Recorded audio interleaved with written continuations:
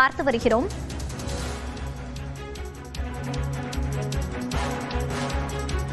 மதுரையில் நாளை தாவேக மாநாடு நடைபெறவுள்ள நிலையில் நிர்வாகிகளுடன் அக்கட்சியின் பொதுச் செயலாளர் ஆனந்த் ஆலோசனையில் ஈடுபட்டு வருகிறார். கூடுதல் விவரங்களோடு இணைகிறார் நமது செய்தியாளர் செந்தில் ராஜா. செந்தில் ராஜா, இது குறித்த விவரங்களை பதிவு செய்யலாம்.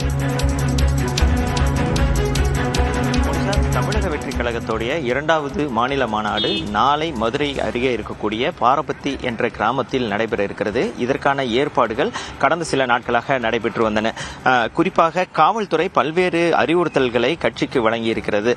தொண்டர்கள் எப்படி வர வேண்டும், என்னென்ன விஷயங்கள் செய்ய வேண்டும், யாரெல்லாம் உள்ளே அனுமதிக்க வேண்டும் உள்ளிட்ட பல்வேறு கட்டுப்பாடுகள் அறிவுறுத்தல்கள் வழங்கப்பட்டிருக்கிறது. இந்த நிலையில்தான் அந்த கட்சியுடைய பொதுச் செயலாளர் கட்சி நிர்வாகிகளுடன் குறிப்பாக மாநில நிர்வாகிகள் மற்றும் இந்த மாநாட்டிற்காக 15 குழுக்கள் அமைக்கப்பட்டிருக்கிறது. அந்த குழுக்களுடைய பொறுப்பாளர்கள் உள்ளிட்டவர்களோடு இந்த ஆலோசனை நடைபெற இருக்கிறது. குறிப்பாக அந்த மாநாட்டிற்கு இன்னும் ஒரு நாட்கள் தான் இருக்கிறது. நாளை அந்த மாநாடு நடைபெற இருக்கக்கூடிய காரணத்தால் என்னென்ன விஷயங்களை கடைபிடிக்க வேண்டும், நிச்சயமாக என்ன செய்ய வேண்டும் என்பது உள்ளிட்ட பல்வேறு அறிவுறுத்தல்கள் ஆலோசனைகள் வழங்கப்பட இருக்கிறது. குறிப்பாக காவல்துறை கட்சிக்கு வழங்க இருக்கக்கூடிய அறிவுறுத்தல்கள், அதே போல் கட்சி சார்பில் என்னென்ன விஷயங்கள் செய்ய வேண்டும் என்பது உள்ளிட்ட பல்வேறு விஷயங்களை இந்த ஆலோசனை கூட்டத்தில் ஆலோசித்து வருகிறார்கள்.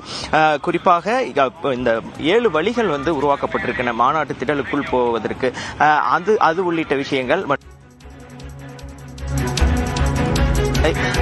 பொதுமக்களை அனுமதிக்கிறது என்பது உள்ளிட்ட பல்வேறு விஷயங்கள் ஆலோசிக்கப்பட இருக்கிறது. குறிப்பாக மக்களுக்கு எந்த ஒரு சிரமமும் ஏற்பட்டுவிடக்கூடாது, ஏற்பட்டால் அதை எப்படி கையாள வேண்டும் என்பது உள்ளிட்ட பல்வேறு